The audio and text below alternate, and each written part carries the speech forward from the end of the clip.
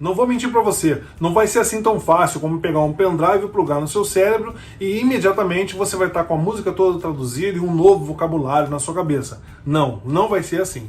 Da mesma forma como você sempre fez na sua vida, você vai ter que decorar o significado de palavras e expressões. Lembre-se, tudo na nossa vida é baseado em comparações e associações. Quando eu te disse que essa música era fácil, é porque ela é dividida em 6 blocos, só que 3 blocos dela são de refrão, ou seja, é uma coisa só. E os 3 blocos de desenvolvimento são iguais, só muda uma frase em cada um deles. Então você vai aprender, na verdade, 2 blocos e 2 frases. Quer mais fácil que isso? Então vamos começar com a nossa primeira parte da música Baby Can I Hold You. Sorry. Sorry significa sinto muito ou desculpa, mas não confunda com aquele desculpe quando a gente vai pedir uma informação, quando a gente vai interromper alguém que está falando. Desculpa, não. Esse desculpe é excuse me.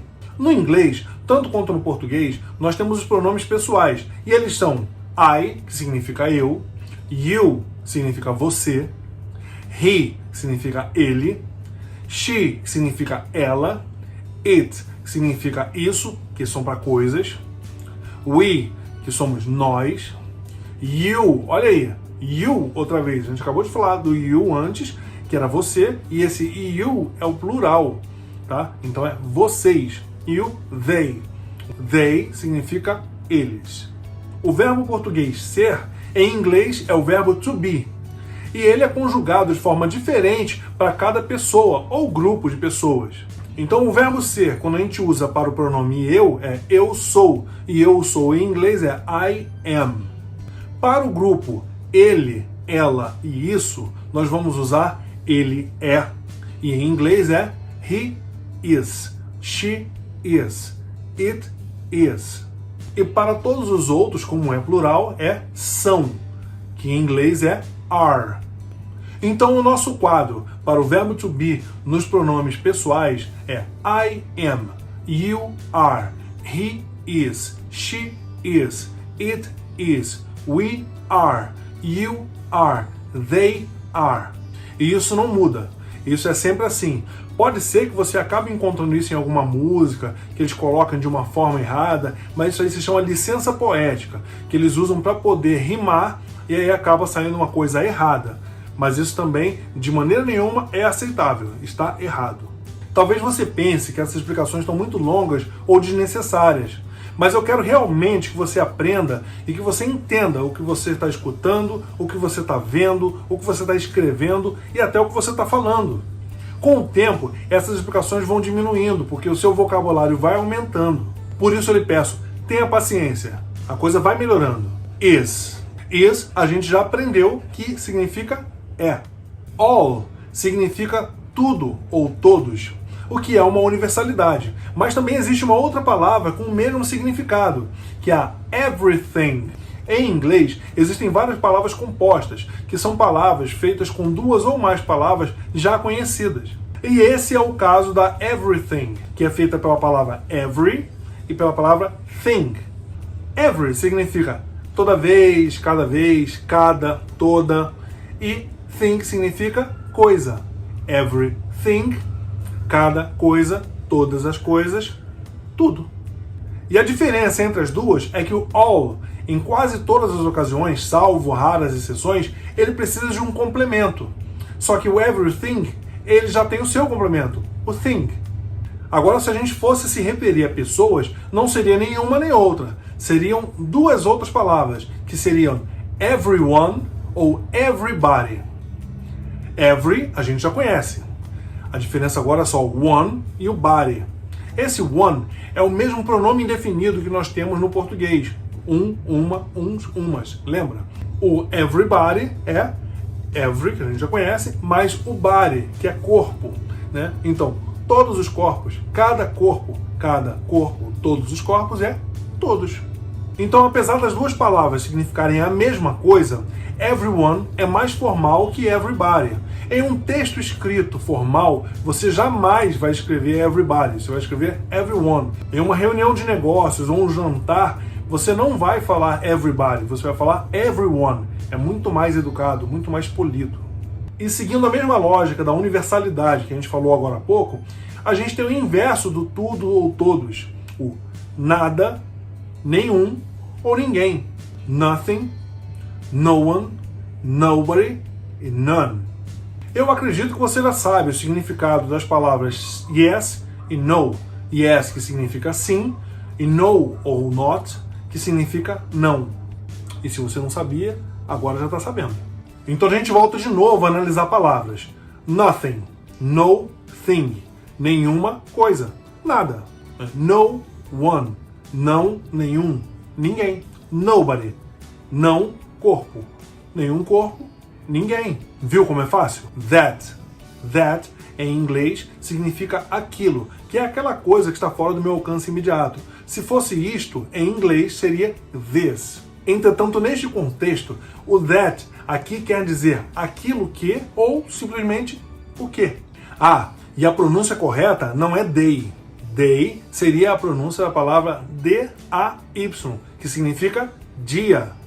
E não é isso que você quer falar. Se você fala day, a pessoa pode interpretar de outra forma o que você está querendo falar. Para aprender a pronúncia correta do TH, eu vou te ensinar um exercício bem bobinho, mas é muito eficiente.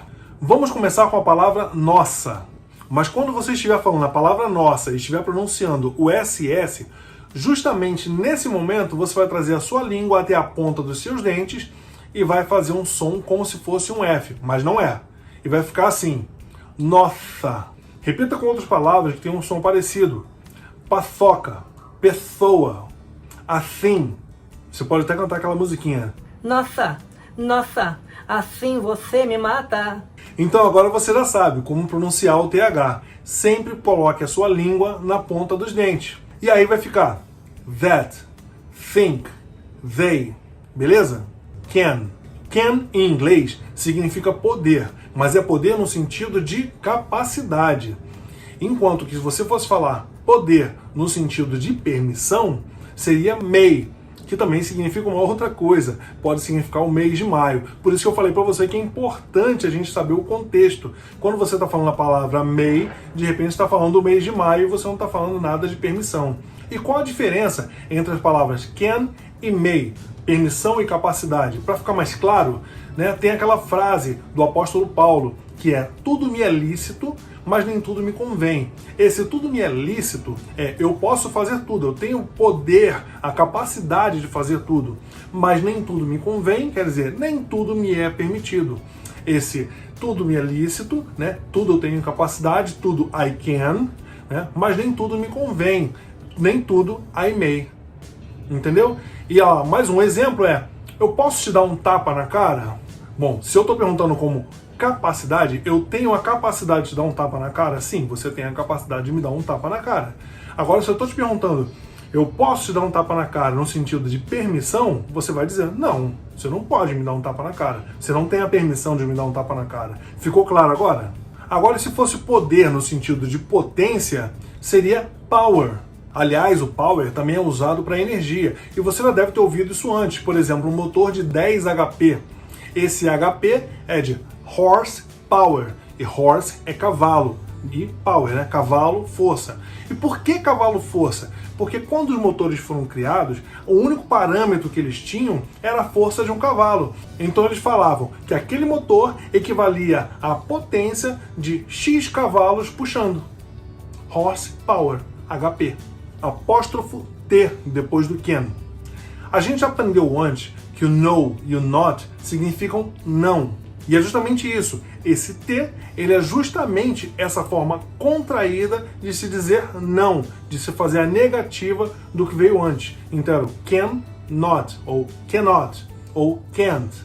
E aí vem outra vez a forma da gente analisar as duas palavrinhas juntas. Can, not. Pode, não. Né? Ou não pode. Apesar dos dois poderem ser usados da mesma forma, o cannot e o can't, na fala, eles têm uma conotação um pouco diferente, tem um peso um pouco diferente. Por exemplo, se eu falo can't, eu estou dando ênfase ao can. Agora, se eu falo cannot, eu estou dando mais ênfase ao not, ou seja, está ficando um pouco mais pesada a minha frase.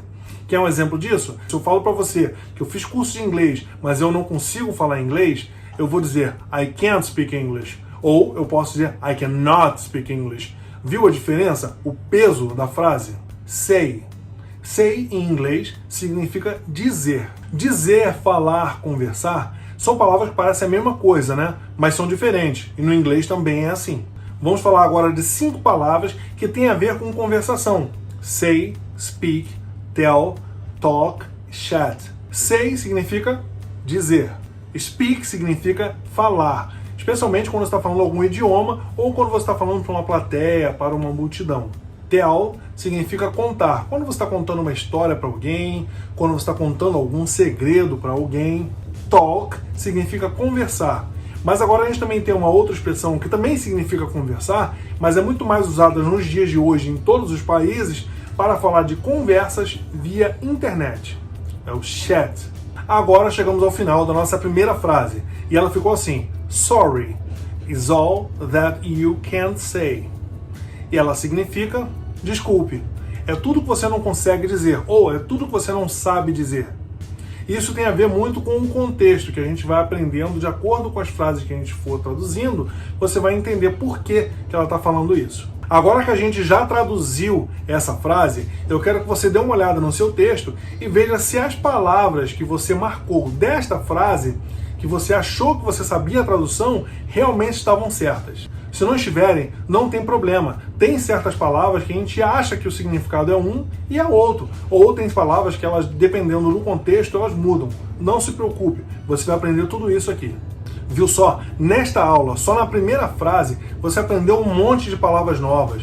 E eu espero que você tenha anotado tudo, que você tenha prestado atenção. E se não deu certo, se você não conseguiu entender, ou se você não conseguiu anotar tudo, você pode voltar à aula e revisar e fazer tudo de novo, quantas vezes for necessário. Pode ser que alguma coisa tenha passado despercebido. Aí quando você revê, você fala, isso aqui eu não tinha prestado atenção. Ao todo, nós aprendemos hoje 46 palavras ou expressões novas em inglês. Na próxima aula, nós vamos estudar a segunda frase e com ela vamos aprender muitas expressões e palavras novas. Espero que você tenha gostado dessa aula e espero que você esteja tão ansioso quanto eu para chegar na próxima aula. Então, vamos lá?